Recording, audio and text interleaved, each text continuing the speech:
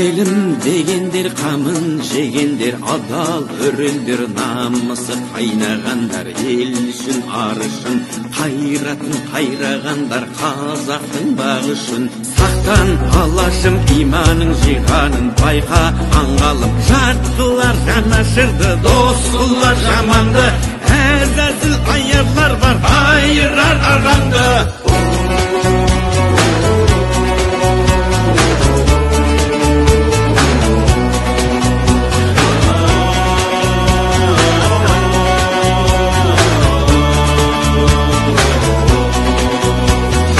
Баю үшін барында сатқандар, қою үшін де тонында арын сатқан, құлданған санасы, ел мен жер бізге аманат, алаштың баласы.